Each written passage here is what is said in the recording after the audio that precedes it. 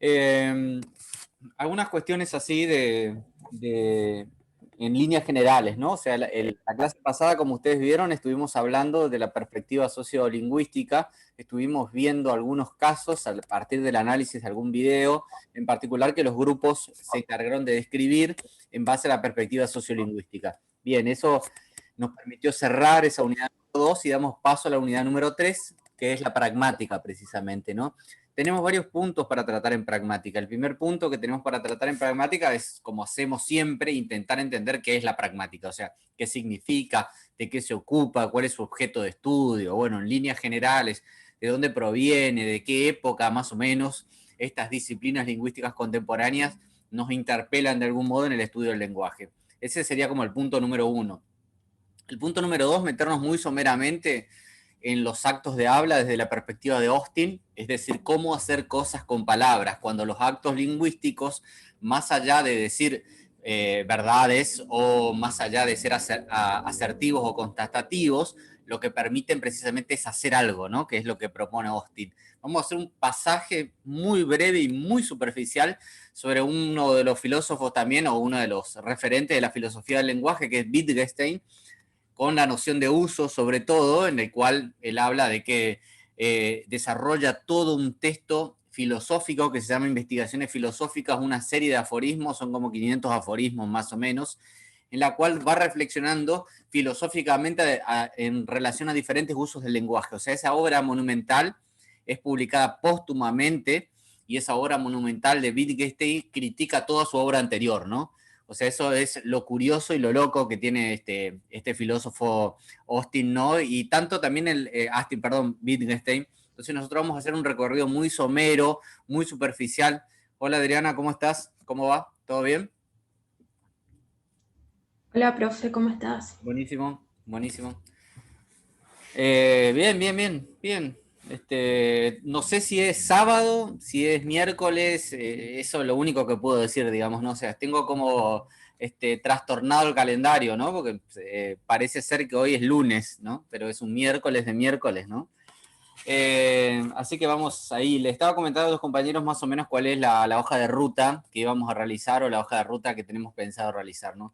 Le estaba comentando un poquito de esos recorridos, ¿no? No voy a detenerme demasiado en Austin, no voy a detenerme ni menos aún en Wittgenstein, sino que vamos a recorrerlo como al vuelo, como al pasar, digamos, ¿no? Y después ustedes van a poder como imbuirse más o poder detenerse más en las lecturas de la plataforma y en los textos teóricos que van a poder ampliar de alguna manera los conocimientos acerca de la pragmática.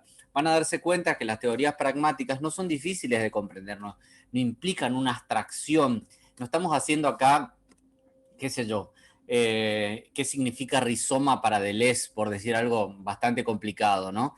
Filosóficamente hablando, ¿no? O qué significa el ser y el tiempo para Heidegger, ¿no? Acá tenemos otras cuestiones que son más de índole, como su nombre propio lo indica, la pragmática, que tiene que ver con lo práctico, tiene que ver con situaciones materiales, con reglas de funcionamiento conversacionales que se producen en situaciones cotidianas típicas, ¿no? Ese giro lingüístico, podríamos decir, donde hay una ruptura con los modelos de Saussure y de Chomsky, que tenían un modelo de estudio del lenguaje predominante hasta la década del 60, y después todos estos modelos rupturistas que se consideran o transdisciplinas o subdisciplinas, ya vamos a ver un poco de eso, ¿no? Entonces, la idea es un poco llegar hasta ahí, que van a notar que no es tan difícil, por ahí se va a complicar. Lo que se complica realmente, creo yo que lo más difícil es entender el análisis.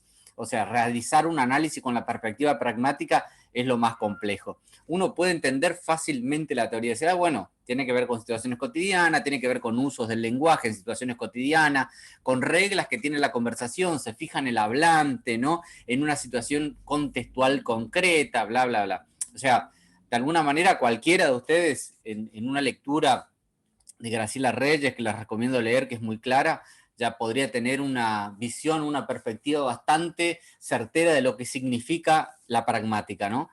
Lo que se va a complicar precisamente es en realizar un análisis de un texto y sacar todas las debidas conclusiones inferenciales, los imaginarios, la política, la situación, la economía, que tiene un enunciado en sí mismo. Eso es lo que se complica en estos análisis pragmáticos, que no solamente son análisis gramaticales o semánticos de las palabras, sino que incluyen otros componentes, como sabemos, ¿no?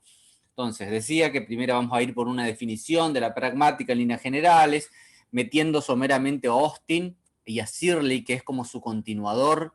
O sea, Searle perfecciona la teoría de actos de habla de Austin, y luego vamos a irnos una descripción muy breve y muy somera de Wittgenstein, que me parece interesante mencionarlo, me parece interesante traerlo a colación, porque es un filósofo que precisamente aporta a toda esta corriente que es la pragmática en sí misma.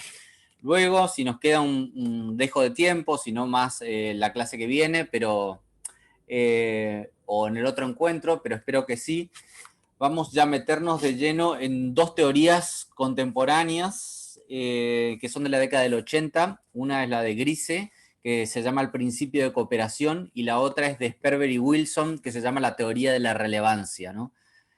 Me estaba olvidando un pequeño inciso ahí en el medio, que es justamente donde vamos a cerrar la primera parte, que es una crítica que hace Pierre Bourdieu a los actos de habla formulado por Austin, en donde Pierre Bourdieu justamente le critica a Austin no solamente su falta de originalidad, sino que el desconocimiento de un montón de cuestiones que son sumamente necesarias o interesantes para interpretar las palabras. Básicamente Bourdieu le va a decir a Austin que las palabras no tienen poder por sí mismos, y que eso es un error, digamos, ¿no? Es un error en su concepción filosófica de las palabras, ¿no? Pero bueno, vayamos primero al punto principal que nos compete, ¿no? Primeramente, para centrarnos en una época determinada, podríamos decir que la pragmática comienza sus primeros pasos a fines de la década del 60 o principios de la década del 70, más o menos, ¿no? Y tiene dos antecedentes, que son estos antecedentes que acabo de mencionar hace un ratito más atrás, que son Wittgenstein primero y Austin después. Wittgenstein, que publica su libro en 1959, y Austin, que publica su libro Cómo hacer cosas con palabras en 1962. En 1959, Wittgenstein publica el libro que se llama Investigaciones Filosóficas, en la cual revisa y critica toda su producción filosófica anterior. Wittgenstein, son dos libros póstumos, porque los dos libros están publicados después de la muerte de los autores, ¿no? En el caso de Wittgenstein fue porque él lo decidió de esa manera, porque Wittgenstein había sacado un libro que había tenido relativamente éxito cuando trabajaban en la universidad en Alemania. Ese libro se llama Investigaciones Lógicas, en la cual basa en los paradigmas lógicos y en los principios lógicos el estudio del lenguaje, ¿no? O sea que de alguna manera utiliza la lógica aristotélica, por decirlo de alguna manera, para tratar de ver si los enunciados son verdaderos, falsos, si cumplen con ciertas condiciones, etcétera, etcétera, ¿no? Ese modelo de entender el lenguaje, lógicamente que empieza a resquebrajarse sobre todo después de la Segunda Guerra Mundial, pero van a haber diferentes tipos de lecturas, diferentes tipos de textos filosóficos, lingüísticos, etcétera, que van a ir rompiendo con esta noción de un análisis, un estudio lógico del lenguaje, porque el lenguaje no es solamente lógico, sino que permite expresar otras cuestiones, está relacionado con el contexto, depende de la situación sociocultural, bla, bla, bla. Todas esas cuestiones que nosotros sabemos es la que es la que Wittgenstein se va a criticar a sí mismo, de algún modo, en este nuevo libro, ¿no? Investigaciones filosóficas, él lo escribe ya retirado prácticamente de la filosofía, o sea, en un momento decide abandonar la universidad, decide irse a ser un maestro rural en alguna escuela, y entre los tiempos que tiene libre va escribiendo este libro. Les da precisamente a dos colegas de la universidad, pero les pide explícitamente que publiquen el libro cuando él muera.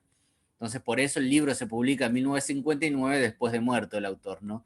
Y se genera una especie de revolución en relación a los estudios de la filosofía del lenguaje por los postulados, digamos, ¿no? Porque primeramente viene a criticar y a romper con ese paradigma lógico, matemático de entender el lenguaje, y viene a poner la noción de uso, ¿no?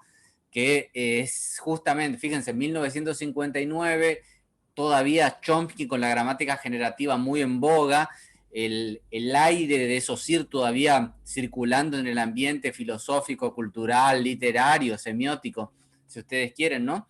Fíjense que Barthes, por ejemplo, va a sacar un libro sobre semiología basado en De Saussure, en la década del 70. O sea que De Saussure sigue estando muy presente en el ambiente. Por eso es importante el cruce que hace Wittgenstein con esta noción de usos del lenguaje y con esta noción de juegos del lenguaje, de alguna manera, ¿no? Estos juegos del lenguaje generan la posibilidad de crear y recrear situaciones que realizan los hablantes entre sí mismos. No quiero detenerme mucho ahí, pero es simplemente para que tengan ustedes una idea y una noción de dónde va a venir la pragmática. El segundo punto que la pragmática se va a apoyar y va a ser mucho más, va a sustentar, digamos, su teoría filosófica, van a ser el famoso libro póstumo también de Austin, que se llama Cómo hacer cosas con palabras. Este libro, lo que tiene de particular, creo que lo comentamos la clase pasada, son una serie de conferencias que Austin no llegó a pronunciar, creo que pronunció 2 y después murió, entonces es un libro reeditado póstumamente, ¿no? O sea, curiosamente, las 2 líneas de la pragmática pertenecen a 2 autores póstumos, ¿no? Bien, lo que queremos decir con esto es, con Austin, vayamos a los actos de habla. Austin lo que define es cuando, de alguna manera, se conectó Jorge. Bien. Jorge, tenés que silenciar tu micrófono porque está sonando ahí detrás. Perdón, profe. Lo que pasa es que el teléfono es nuevo y estoy configurando recién. Perdón. Lo bueno que Jorge está, parece en la cresta de la ola con teléfono nuevo, digamos, nosotros no podemos renovar nuestro aparato viejo, ¿no?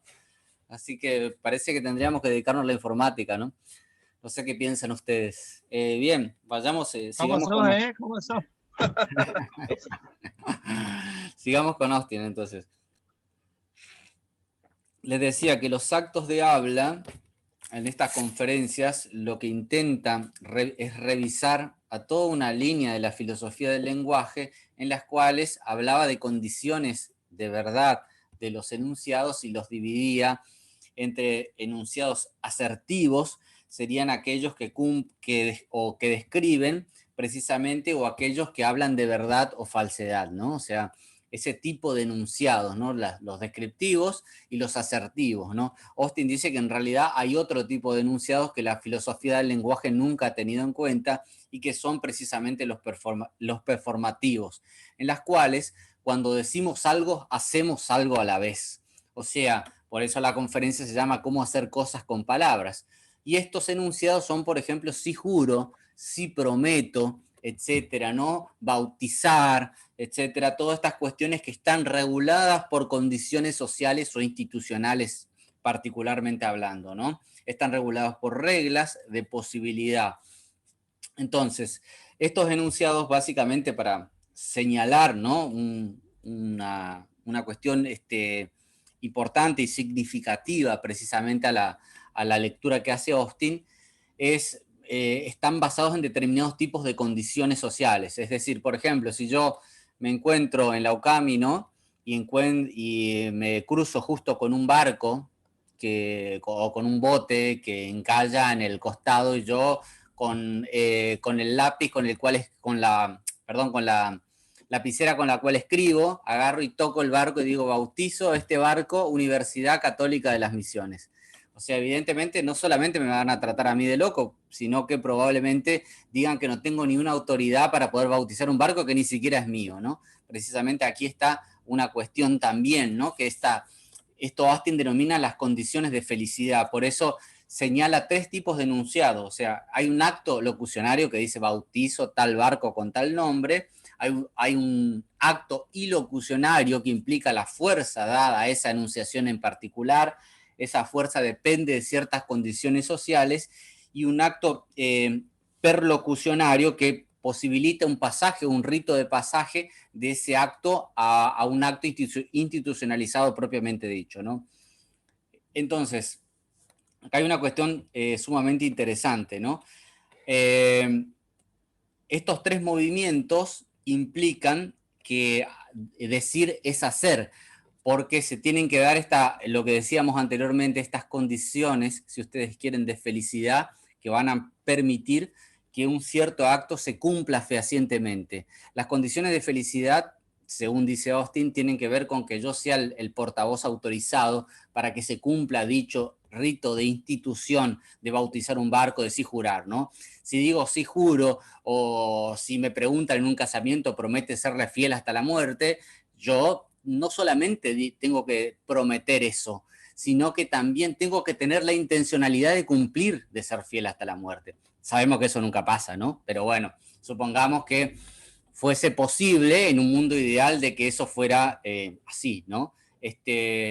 Entonces, aquí hay una fuerza ilocucionaria que tiene que ver con la intencionalidad del hablante de querer cumplir. O sea, el rito de institución se rompe específicamente cuando esa persona quiebra esa promesa. Si yo digo juro a la bandera y en realidad me importa 3 cuernos, el acto no se produce, ¿no? Entonces, decir implica un acto locucionario que son una cierta cantidad de palabras ritualmente establecidas por cada cultura, a su vez una fuerza que el hablante tenga esas intenciones de cumplir con lo que va a decir, comprometer, conjurar, etcétera, y una performatividad que lleva a hacer precisamente más allá de hablar, ¿no?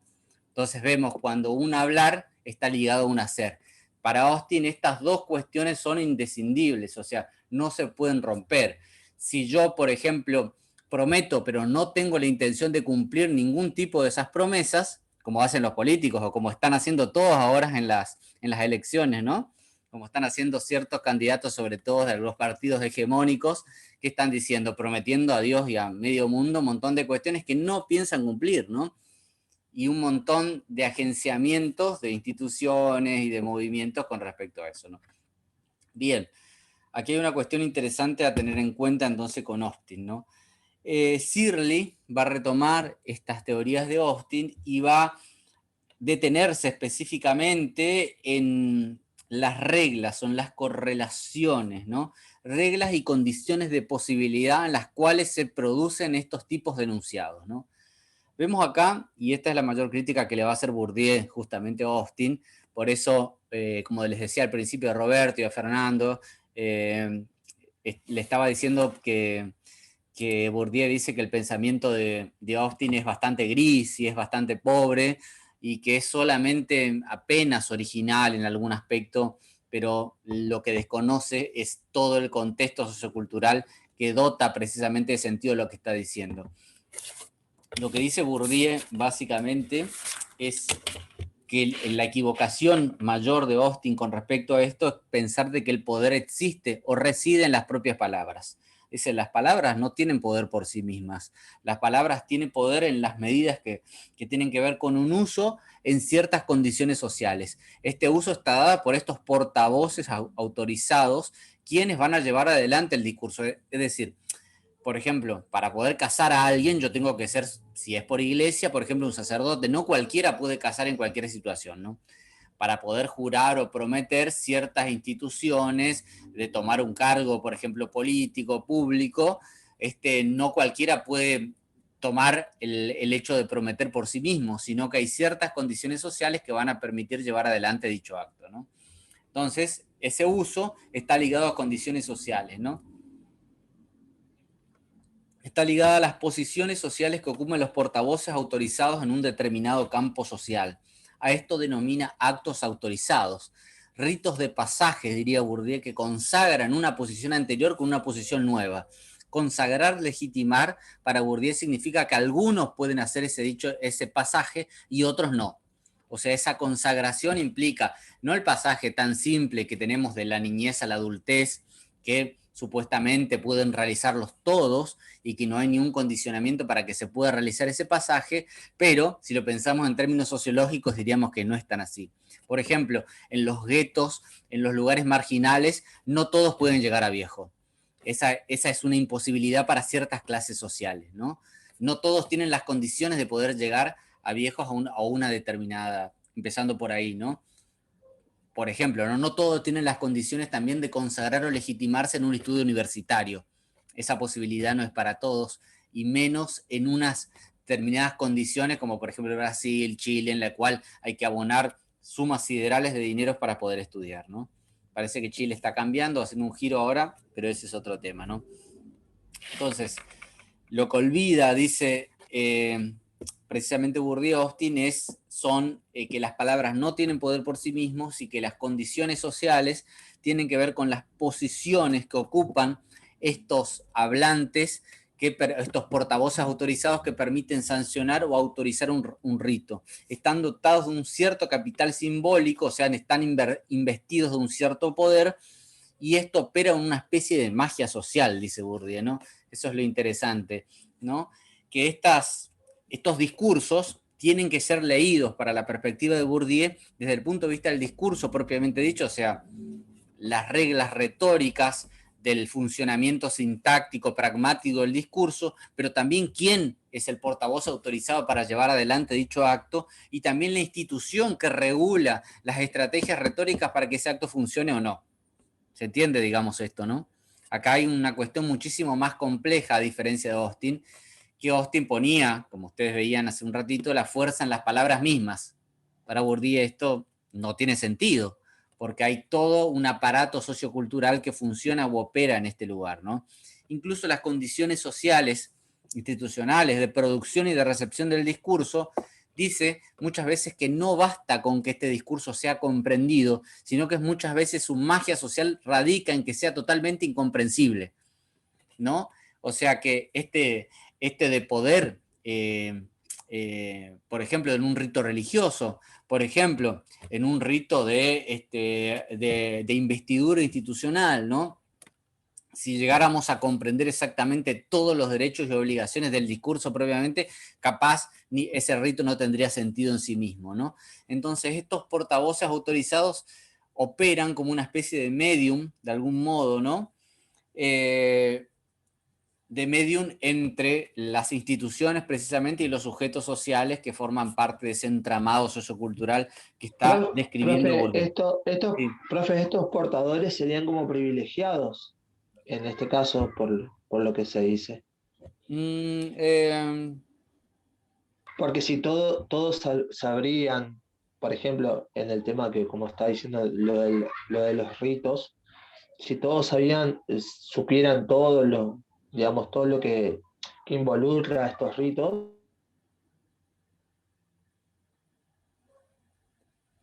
serían que no necesitaríamos esos portavoces, digamos, esas personas que son... Usted utilizó una palabra alternativa que sería autorizado, más que... Autorizados. Más que privilegiados serían autorizados. Autorizados porque están delegados por una institución que les da como una especie de poder o magia social. Claro. Fíjense, por ejemplo, si cuando hay una especie de juramento con respecto a los presidentes que deciden tomar ciertas decisiones, sabemos que el entramado político, económico y social es muchísimo más complejo que eso. Pero sin embargo, se toma ese rito, si nosotros comprendiéramos realmente la complejidad de ese rito de asumir un cargo público, ¿no? Y dicen que Dios o la patria me lo demande, ya por sí está marcando una especie de magia social, ¿no? Está marcando, o sea, cómo la patria o Dios, seres abstractos, digamos, que pertenecen a otras esferas y no pertenecen a la esfera humana, pueden demandar, digamos, a alguien que ha ejercido mal su función pública, ¿no? O sea, hay una cuestión ahí con respecto a eso, ¿no? O el rito más clásico que siempre dan, no en cuestiones políticas, sino para explicarle eso a Jorge, cuando dice, yo te bautizo en el nombre del Padre, el Hijo, el Espíritu. Sí. Es decir, tiene que darse el cura, los elementos que forman parte del bautismo, que es el aceite, creo, el agua, sí. ¿No es cierto? El óleo. Son hechos sociales, profe. Claro. Si no se pronuncia adecuadamente, no sucede. O sea, no se produce el acto, digamos, ¿no es cierto? O era así, ¿no? Creo que es así, la verdad que no sé. Sí, creo que va por ese lado. Pero creo que es así, creo para que sea afortunado el acto. Creo que todos somos ateos acá. de alguna manera son rituales las palabras.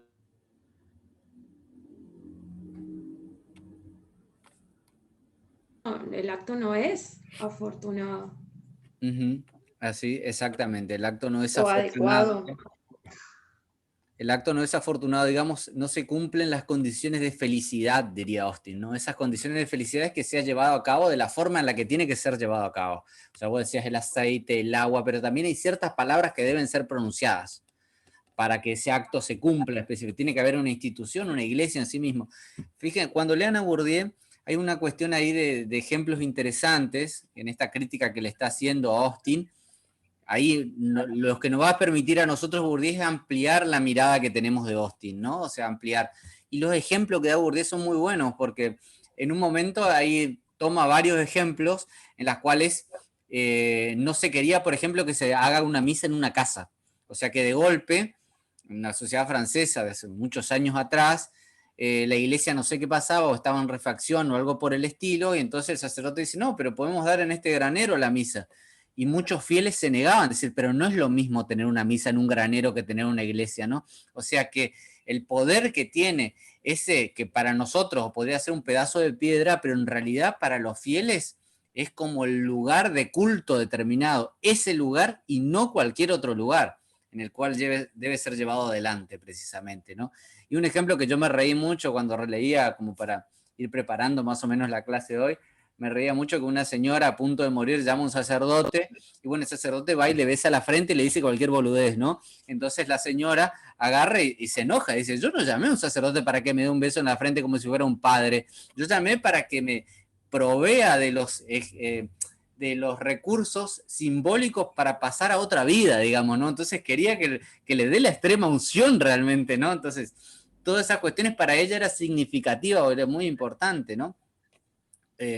Entonces, hay una cuestión de ese rito de pasaje sancionado por determinados usos sociales, o sea, de determinadas condiciones retóricas, pero también condiciones sociales, en qué lugar, en qué modo, etcétera. Y estos portavoces autorizados que Bourdieu también ejemplifica como Screpton. El Screpton es como una especie de, sería como una especie de, a ver, yo diría bastón, pero es un pedazo de, no sé, tendría que ver una imagen para ver, ¿no? Pero este Screpton era que cuando se hablaba en la plaza pública en Grecia se pasaba de mano en mano. O sea que el portavoz autorizado era aquel que tenía el Screpton en la mano, ¿no? Entonces, de esta manera Bourdieu quiere ejemplificar estos ritos autorizados o ritos de pasaje se cumplen no solamente por el uso retórico, como decía Austin, sino también por las condiciones sociales que regulan estas prácticas, ¿no? Y por cierto capital simbólico que reúnen estas prácticas en sí mismo. Vos nombrabas bien, Adriana, cuando decías, bueno, el aceite, el agua, etcétera. Ese es el capital simbólico. Pero también el capital simbólico que tiene un sacerdote o un medium para llevar adelante ese rito de pasaje, ¿no? En la cual se consagra un pasaje de un ciudadano X a una religión determinada, ¿no? Podría ser la circuncisión en el caso de los judíos, por ejemplo, podrían ser en los hindúes otro tipo de rituales de pasaje, y así sucesivamente, digamos, cada religión tiene sus rituales de pasaje que va a sancionar como una transformación del individuo, ¿no? Esa transformación, lógicamente, no se produce en sí misma, no estamos en la escuela de Harry Potter, quiero decir, ¿no? O sea, pero, sin embargo, por eso habla de una especie de magia social, ¿no? Entonces, aquí se suman tres cuestiones, ¿no? El discurso, quién lo pronuncia y la institución que otorga esa magia social. Acá hay un punto que lo digo entre paréntesis muy rápido, así como te lo resumo así nomás. ¿Ustedes conocen la teoría de Bourdieu, de dónde vienen todas esas opiniones de Bourdieu? ¿Tienen una idea? Porque si no, si ya tienen una idea, no es necesario ya explicarla. No exactamente, profe. Hoy justo la profesora Ana estaba diciendo algo al respecto, bueno, lo dijo varias veces en realidad, pero lo volví a decir hoy, que digamos él no es muy original en el sentido de la creación de los conceptos. Uh-huh. Bourdieu tiene toda una teoría en un libro que se llama La Distinción, que se llama La Dinámica de los Campos. En esa dinámica de los campos, precisamente, él habla de múltiples campos que se interrelacionan o que están asimétricamente relacionados y trazados por relaciones de poder. Entonces, esa dinámica de los campos, precisamente en ese mercado lingüístico, social y cultural, están dotados de ciertos capitales. Capitales tienen que ver con capitales simbólicos, capitales culturales. Yo, por ejemplo, como un individuo X, puedo tener mucho capital cultural, pero muy poco capital económico. Soy docente, por ejemplo, ¿no? Entonces, bueno, se ríe Eugenia porque sabe de qué estoy hablando. Pero ¿cuál es más importante? Eso pensamos con Nacho, ¿se acuerdan? En primer año. ¿Cuál es más importante?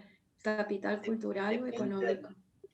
Dependerá del... Depende de las circunstancias. Para algunas circunstancias sociales el capital cultural es más importante y para otras, si me voy a charlar con Juanita Vidal, el capital económico es más importante que el capital cultural o simbólico. No interesa tanto. De hecho, hay determinados grupos sociales en los cuales yo no puedo acceder precisamente si no tengo el capital económico para poder acceder ahí.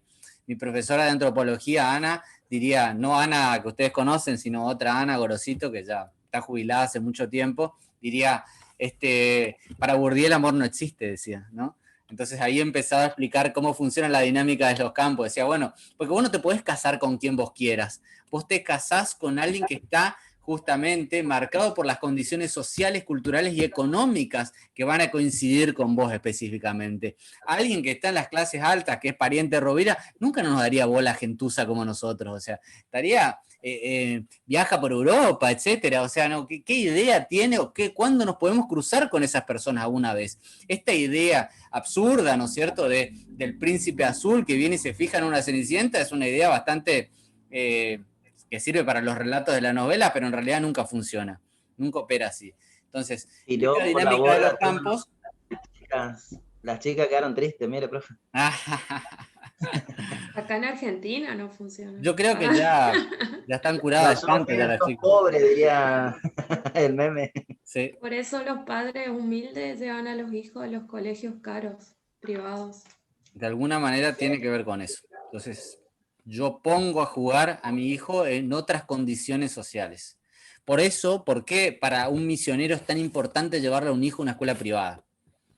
Importantísimo, digamos, porque las escuelas públicas no tienen la misma fuerza que tienen Buenos Aires, por ejemplo, como el Colegio Nacional, que depende de la universidad, de la UBA, etc. Entonces, cada espacio está trazado en diferentes campos, que Bourdieu denomina, por eso son dinámicas de los campos sociales, culturales, económicos, políticos, que se interrelacionan asimétricamente en diversos tipos de relaciones de poder. Entonces, esto es obviamente muchísimo más complejo y es más complejo de ver si tomamos una situación concreta determinada. O sea, esa perspectiva de Bourdieu con respecto a la distinción, ¿no? Esta distinción de clases sociales, ¿qué consumen las clases sociales? Porque ciertos ingresos económicos le permiten ciertos consumos sociales y otras clases sociales tienen otros tipos de consumos o diferentes tipos de consumo, ¿no? Y qué hace que estos capitales distingan y diferencian y propongan relaciones de lucha y de poder entre diferentes tipos de clases sociales. Y cómo esto está marcado por discursos que tiene la clase media, discursos que tiene la clase obrera, discursos que tiene la clase supuestamente alta, a la cual pertenece Mirta Legrand y Juana Viale, digamos, lo cual nosotros nunca podemos acceder. O sea, pongamos por caso, ¿no? Entonces, bueno, esa es la idea general más o menos de Bourdieu, y esos son los trabajos que lleva adelante a partir de diferentes tipos de textos y libros, ¿no? Yo creo que comprendiendo básicamente eso, no hay texto de Bourdieu que sea muy difícil de leer. Hay un cambio en la teoría de Bourdieu que se produce, yo diría, cuando él analiza fenómenos escolares, institucionales, hay como una noción de reproducción, o sea, como una noción como si fuese que eso vendría de arriba hacia abajo, fuera muy unidireccional. Pero después, en la década, un poquito más adelante, Bourdieu perfecciona su teoría y saca el libro La distinción, entonces habla más bien de dinámica de los campos, ¿no? Entonces ya no vemos esta relación tan directa y asimétrica entre un poder y otro, sino más bien en un juego de relaciones de fuerza, ¿no? Algo así, para que entendamos más o menos. Bien, eso era Bourdieu hasta ahí, ¿no? Entonces, intentábamos definir de algún modo a la pragmática. Volvemos ahora a la pragmática en sí mismo. para intentar definirla, ¿no? Decíamos que la pragmática puede pensarse que a fines de la década del 60 surge lo que serían los estudios de la pragmática. Es un campo difícil de ver porque, como bien lo dice Graciela Reyes, algunos dicen que la pragmática, un poco en chiste, un poco en serio, es como una especie de cubo de basura en el cual la lingüística tira los problemas de semántica que no puede resolver. Eso dice, ¿no? Una especie de cubo de basura. Tiramos lo que no entendemos cómo hacer para comprender esta situación discursiva, lo tiramos a la pragmática y que se encargue la pragmática, ¿no? En ese sentido, ¿no? La pragmática es difícil de definir y carece de unidad teórica, como dice Graciela Reyes, ¿no? Ella prefiere definirlo como una especie de subdisciplina, o sea, una subdisciplina que se ocupa del significado, del significado, pero en uso. O sea, el uso lingüístico del significado en el cual un hablante en una situación concreta produce un enunciado X, ¿no? O sea, ahí tenemos ya un uso, que sería el concepto, recuerdan a Wittgenstein que hablaba de uso y juegos del lenguaje, ¿no? Un uso de un hablante determinado en una situación concreta, atravesado o marcado por una situación contextual. En este sentido, van a aparecer las condiciones sociales que van a implicar o van a poner en funcionamiento el uso discursivo, ¿no? Aquí, a partir de esto, ¿no? Cuando se empiezan a caer o los dioses como de Saussure y Chomsky empiezan a perder como terreno en el campo de los estudios del lenguaje, no pierden totalmente terreno, eso ya lo sabemos. Porque hoy Pinker, por ejemplo, vuelve a Chomsky desde otro lugar, más bien desde la biología, desde otro tipo de disciplina, ¿no?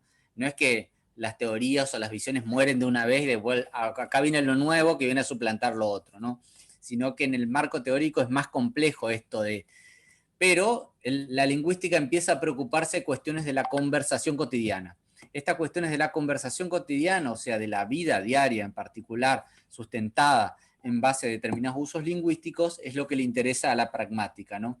Pero no le interesa el significado en sentido material, gramatical, si ustedes quieren, de significado, sino que lo que le interesa es tratar de ver lo que se denomina como ese exceso de significado, esas implicaturas.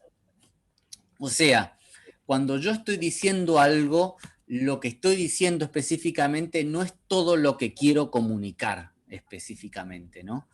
Si tenemos un ejemplo en particular, diríamos, el ejemplo de Graciela Reyes me parece muy claro y creo que es el que yo estoy escribiendo para subirlo a la plataforma. Todavía no habilité la plataforma porque me faltó la parte de Bourdieu y cuando estaba por subir eso me acordé que me faltó lo de Bourdieu, entonces dije, no, vamos a cerrar con lo de Bourdieu, vamos a empezar con lo de Bourdieu y después vamos a la teoría de la cooperación y la relevancia, ¿no? Entonces, el ejemplo es muy claro con respecto al decir, bueno, che, fulano de tal sigue trabajando en el banco y sí, todavía no lo echaron. Entonces, ese todavía no lo echaron implica una serie de inferencias posibles que nosotros como interlocutores podemos hacer.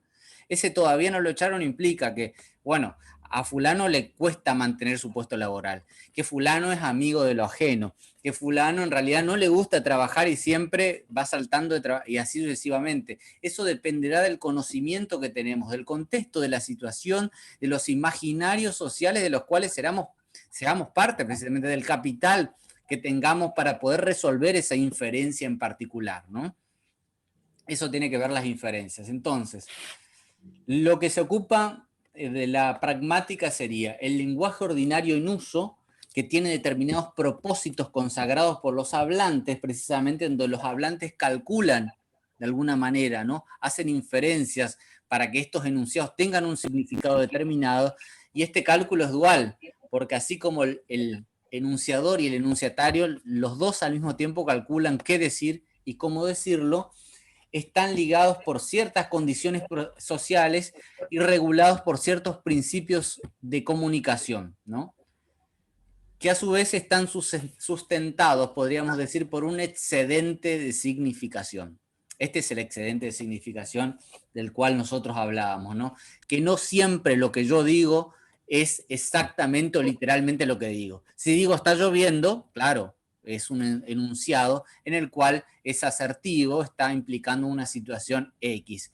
Pero si yo digo enunciados como el que dije anteriormente, en realidad estoy queriendo decir algo mucho más de lo que en realidad estoy diciendo, o sea, estoy comunicando.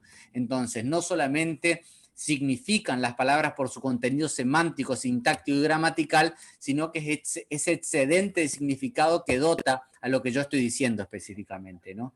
Y esto es inferido por el oyente y está sustentado en lo que Grise denominaría como el principio de cooperación. Vamos ahí, estoy yendo lo más rápido que puedo para que no nos quedemos en... Bueno, creo que... ¿Alguna duda con respecto a esto o está claro? Parece bastante claro, ¿no? No es tan difícil de entender. La clase que viene yo les voy a proponer que miremos un video de la plataforma que se llama No Me Ama, que es de Piroyansky. Dijimos que íbamos a trabajar con eso hoy, pero es probable que trabajemos la semana que viene, ¿no? Hoy desarrollamos rápidamente las líneas teóricas y la clase que viene sí nos ocupamos del video, miramos el video conjuntamente, discutimos y debatimos qué implicaturas podríamos obtener de este uso del lenguaje en ese video particular, ¿no? Bien, nos quedan dos cuestiones para desarrollar.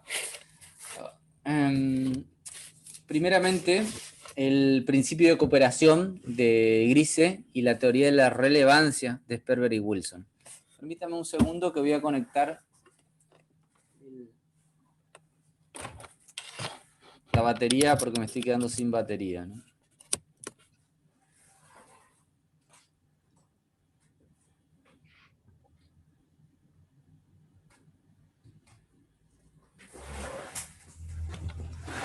Bueno, ahí vamos entonces. El principio de cooperación es sencillo de entender en la medida en que es una especie de principio que regula todo tipo de conversación en particular, ¿no? O sea que, ¿se acuerdan cuando decíamos que el lenguaje implica un acto de fe, de alguna manera, ¿no? O sea, acá este principio de cooperación regula todos los tipos de interacciones comunicativas que tenemos con otros hablantes. Es tan fuerte el principio, dice Grise, que aunque el otro no quiera cooperar con nosotros, yo voy a creer que algo le pasó. O sea, si la otra persona me contesta mal, por ejemplo, cuando yo le pregunto, che, ¿y vas a venir al partido de fútbol la semana que viene? Y me grita cualquier cosa en la calle. Yo voy a pensar que no es que él no quiere cooperar conmigo, sino precisamente de que algo le pasó, de que tal vez tuvo un mal día, de que tal vez no le depositaron el sueldo y así sucesivamente, ¿no? O sea, es tan fuerte el principio de cooperación que regula toda conversación precisamente que tenemos con el otro, ¿no? ¿Alguien dijo algo? No sé si... No. Bien. Entonces, ese principio regula todas las... Es fuerte en todos los tipos de conversaciones que tenemos con el otro, ¿no? Por eso decíamos que es un acto de fe. Hay una especie de acuerdo previo, tácito, en la conversación que hace que los hablantes estén pensando que el otro quiere cooperar específicamente conmigo, ¿no? No obstante, lo que decíamos anteriormente, lo que decimos o lo que comunicamos puede ser mucho más de lo que queremos decir. Entonces, no solamente son las condiciones semánticas propias del discurso, sino que también estas condiciones están ligadas a otros factores que tienen que ver con los imaginarios sociales, con factores económicos, culturales, que van a regular precisamente las implicaturas que yo puedo obtener de esa comunicación determinada, ¿no? Entonces, a esto es lo que Grise denomina como implicaturas conversacionales. Las implicaturas conversacionales son principios que regulan la comunicación y están sustentadas en base a una serie de máximas de cantidad. Todo lo que se dice debe ser, toda la información que requiera para que sea comunicado, de relación, que sea relevante lo que estoy diciendo, de cualidad, que yo no diga nada falso, etcétera, de manera que sea breve, claro, que no sea ambiguo, y así sucesivamente. Son 4 máximas, ¿no?, que regulan estos principios. Lógicamente que esta es una condición ideal, que no siempre se cumplen de todas las maneras posibles, ¿no? Pero la cuestión con las máximas estas conversacionales es que son principios que regulan la comunicación, ¿no? Y ustedes van a ver, seguramente en la plataforma, después cuando lean los textos, pero también cuando lean el texto de Graciela Reyes, van a ver que Grise intenta explicar cuándo un hablante cumple a rajatabla esas normas en particulares que son de cantidad, relación, de cualidad y de manera, cuando parece romperlas pero no las rompe realmente, cuando tiene que romper una para no romper otra mayor, sería el 3, y cuando las rompe deliberadamente. Romperlas deliberadamente, obviamente que ahí tenemos el arte, ¿no? O sea, hacer como quebrar, digamos, esas normas sociales discursivas o de entendimiento sociocultural del lenguaje para producir otro tipo de mensaje, ¿no? Bien. Las normas ideales, cuando se cumplen a rajatabla, casi nunca se dan en condiciones de computadoras, ¿no? Y las otras son las más interesantes, ¿no? Cuando parece romperlas, pero no, ¿no? O sea, y ahí da el ejemplo Graciela Reyes de una carta de recomendación de un profesor de filosofía, por ejemplo, ¿no? Que recomienda, dice, bueno, acá estoy recomendando a tal alumno, no falta nunca clases, llega siempre horario, y dice, bueno, acá en realidad lo que no está diciendo si es bueno para la filosofía fulano de tal, ¿no? Sino que no falte nunca clase y que llegue siempre horario, no me está dando ningún tipo de información que sea relevante con respecto. Entonces, parece romper las normas, pero no, porque está cumpliendo con los requisitos de una carta de recomendación, pero no lo está haciendo de la manera en la cual debería hacerse, ¿no? Y la otra cuestión, daba el ejemplo de las direcciones. Ella dice que muchos hablantes tienen miedo a no saber, podríamos decir, ¿no? Entonces yo me cruzo con alguien por la calle en Misiones y le pregunto, che, ¿dónde queda la avenida López y Planes y Tomás Guido?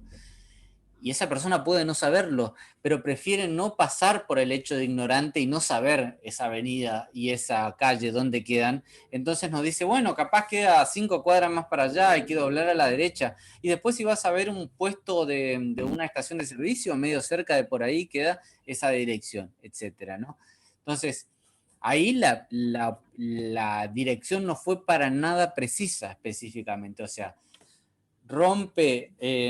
tiene que romper una regla para no romper otra mayor, ¿no? O sea, el hablante quiere cooperar con nosotros de alguna manera, o está intentando cooperar, aunque no tenga esa información precisa. Y antes de decirnos específicamente, no sé dónde queda esa calle, o esa dirección que me estás preguntando, prefiere darnos datos generales y vagos donde podría estar ese lugar, ¿no? Ese sería el otro principio, ¿no? Entonces acá hay cuestiones interesantes con respecto a este principio de cooperación, ¿no? El enfoque de la pragmática, entonces, desde el punto de vista de Gris, es un enfoque económico que tiene que ver con un uso de una cierta economía del lenguaje, ¿no? A este principio, precisamente, es el que van a criticar Sperber y Wilson, no criticar, sino reformular, mejorar, si ustedes quieren, desde otro lugar. Nosotros no nos ocupamos de los neogracianos, que serían Levinson, por ejemplo, ¿no? Pero son posteriores a Grise, y la teoría de la relevancia es de 1986, pues, sí es de 1986, y viene de un libro que se llama Communication and Cognition, que en este libro específicamente ellos hablan de la teoría de la relevancia, ¿no? La teoría de la relevancia no fue bien recibida por los neopragmáticos, los neogrisianos, podríamos decirlo, ¿no? Pero algunos sostienen que explican mejor y con el paso del tiempo fue ganando como adeptos en algún sentido, ¿no? ¿Por qué precisamente no fue bien tolerada por los neopragmáticos? Porque es una teoría psicológica y no social. O sea, y habla de principios universales, principios que están en la base de toda comunicación. No significa de reglas o condiciones socioculturales que el hablante debe conocer de acuerdo con su contexto de uso para poder aplicar estas inferencias o estas implicaturas, sino aquí son reglas universales que rigen todo tipo de comunicación. Ahí entienden por qué, seguramente ustedes ya se estarán imaginando el por qué los neopragmáticos no quieren saber nada de esta teoría. Por qué la teoría de la relevancia tiene ciertas críticas. Algunas son válidas, como la de Levinson, por ejemplo, son muy válidas, pero algunas cuestiones son interesantes, por eso nosotros la traemos a colación aquí, ¿no? O sea, hay que entender, ¿cómo no?, estas vueltas de tuerca que tiene el lenguaje, ¿no? Chomsky también decía de que hay un principio innato, universal, que tiene que ver con esa competencia, ¿no? Después de muchos años después, de 1986, Sperber y Wilson van a decir algo parecido, pero desde otro lugar, ¿no? Acá hay una cuestión que tiene que ver con lo relevante. Nosotros podríamos traducir la relevance como lo pertinente, podríamos decir, ¿no? Sería como una traducción, me parece a mí, bastante importante, ¿no? Primeramente, en la teoría la relevancia implica que nuestro interlocutor es relevante por sí mismo, ¿no? Y es relevante precisamente, y somos cooperativos con nuestro interlocutor porque tenemos algo que ganar al respecto, ¿no? Porque, ¿qué tenemos que ganar al respecto de esta comunicación que tenemos con ese interlocutor X? Tenemos que ganar conocimiento del mundo específicamente. Entonces, para ganar conocimientos del mundo tenemos que equilibrar entre ganancia y esfuerzo. Tendremos mayor ganancia mientras menos esfuerzo de interpretación hagamos por tratar de comprender o descifrar qué nos está diciendo nuestro interlocutor, ¿no? Entonces, si menos esfuerzo podemos hacer, es donde rige el principio de economía del lenguaje. Hacemos menos esfuerzo para interpretar, o sea, lo comprendemos al toque y de alguna manera tenemos mayor ganancia, ¿no? Obviamente que esto es criticable por muchos aspectos, ¿no?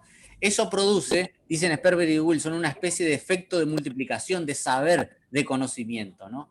O sea, que podemos conectar lo anterior, lo que yo sabía, con lo nuevo, con lo que sé.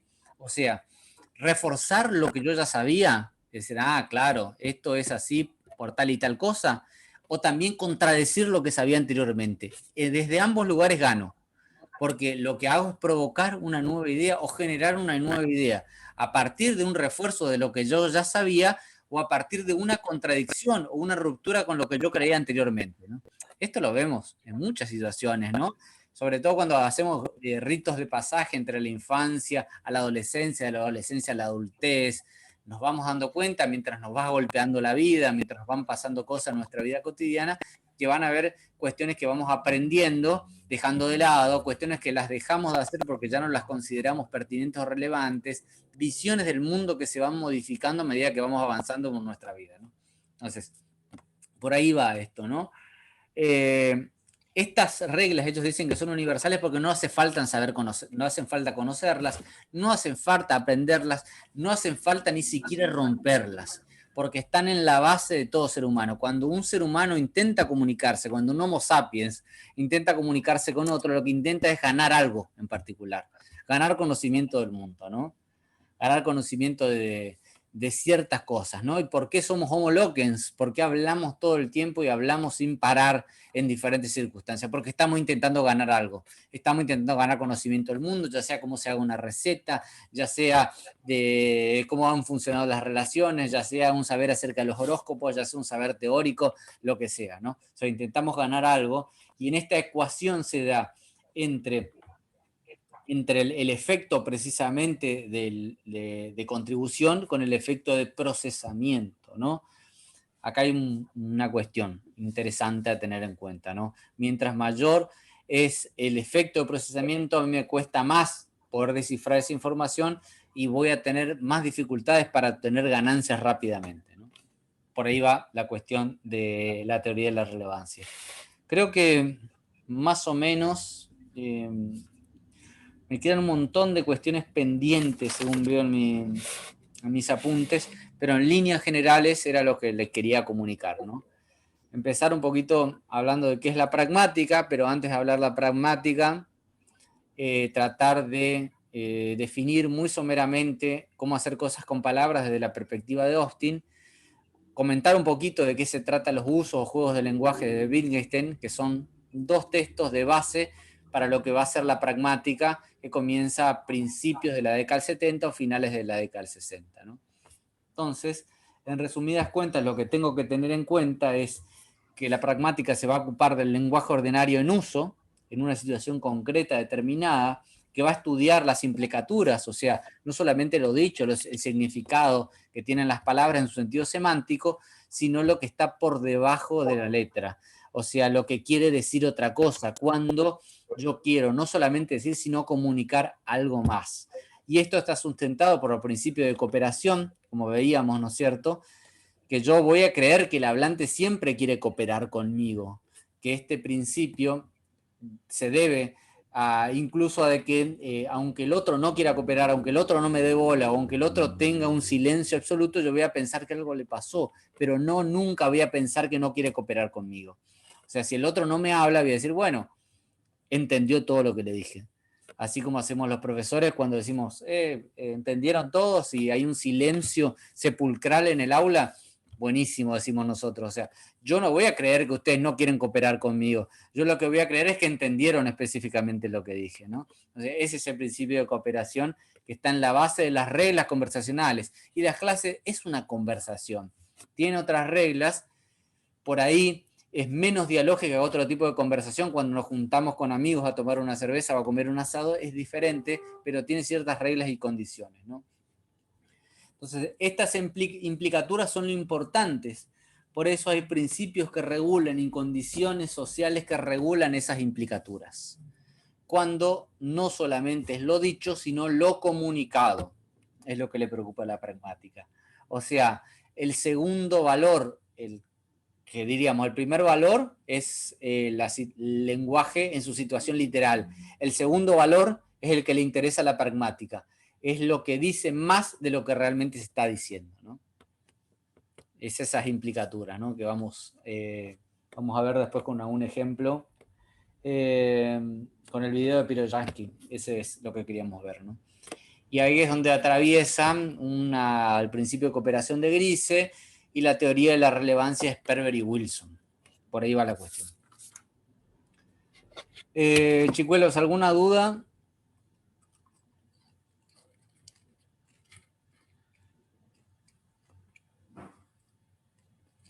Funciona el concepto. Buenísimo, entonces. El concepto está funcionando, pero a las 1000 maravillas. Les digo, vayan leyendo, digamos, los textos, las teorías. Recuerden que vamos a tener un parcial dentro de poco tiempo. Yo todavía no corregí los recuperatorios, pero seguramente mañana a la tarde tengo un montón de parciales para corregir, de otras instituciones y también de la UCAMI, que tengo incluso mis alumnos de gramática castellana que les estoy viendo no hay las problema. correcciones. ¿Cómo? No hay problema, no se apure. No estoy apurado, sino que por ahí ustedes están apurados, es lo que me preocupa. Yo no estoy apurado para nada, yo trato de cumplir en la medida de lo posible, ¿no? No quiero tampoco dar una devolución muy superficial ni nada, pero por ahí alguno dice, profesor, ¿cuándo va a estar la nota? ¿Cuándo va a estar la nota? Están ahí bombardeándome permanentemente y por ahí a veces no es el que que no tengo pasa al voluntad. recuperatorio tiene que tener más paciencia. Sí, el recuperatorio hay que tener más paciencia. El otro sí, rápido. Espero que se entienda el parcial nomás. Espero que sí. Yo creo que sí. Vamos a ver cómo... Yo releí y tomé tus aportes, a ver si reformulé lo que puse. Vamos a ver si se entiende. Buenísimo, buenísimo. Pero es eso lo que yo te decía, Jorge, en la conversación que teníamos por mail. Te decía que el trabajo en las universidades es un trabajo a largo plazo, a long run, diría Pierce, ¿no? O sea, un trabajo a un paso muy largo que nosotros vamos perfeccionando y ajustando a medida que vamos avanzando. O sea, entonces el parcial tiene que tener esa posibilidad de reformularlo, incluso de reescribirlo, incluso utilizarlo para otra materia. Por ejemplo, una alumna de lingüística del año pasado me decía que para un trabajo utilizó ciertos aportes teóricos de Halliday, por ejemplo, la noción de registro, etcétera, de una materia de filosofía, ¿no? Entonces, bueno, esa posibilidad de conectar, de trasladar algunas preocupaciones a otras materias o a nuestra tesis de grado creo que es lo importante. Por eso, tranqui que avanzamos paso a paso, poco a poco, y a medida que más vamos avanzando y haciendo el esfuerzo por escribir y conocer cuáles son las reglas del discurso académico, ya estamos en órbita, me parece.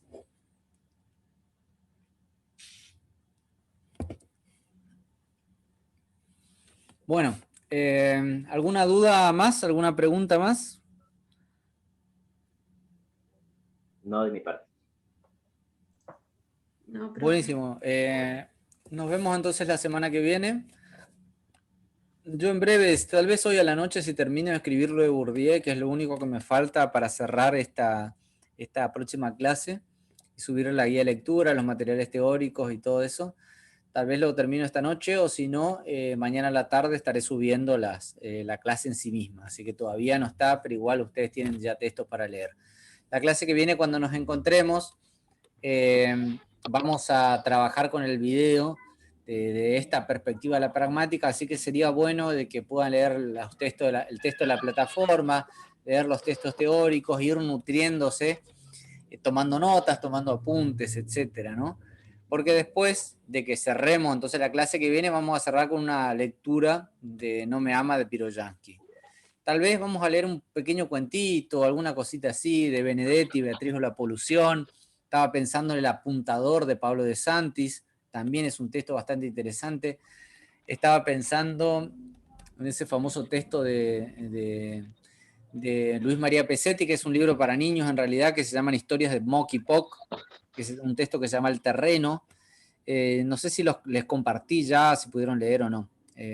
Así que vamos a ver cómo hacemos una pequeña entrada de análisis desde la perspectiva pragmática para que tengamos una parte práctica, que es lo importante en sí mismo, y luego vamos a avanzar hacia qué entendemos por el análisis del discurso, que ahí ya las cosas se complican muchísimo, porque ahí tenemos que sumar otras teorías filosóficas con respecto a la ideología, al poder, a los imaginarios sociales, y bueno, ahí la cuestión se complica más.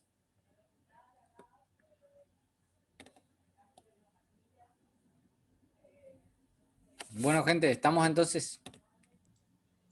Bueno, profe. Sí, profe. Nos ponemos las pilas entonces y seguimos. Nos vemos. Seguimos. Chao, chao. Nos vemos. Chao. Chao, chao. Chao, Buen fin. Chao, chicos. Chao. Chao, chao.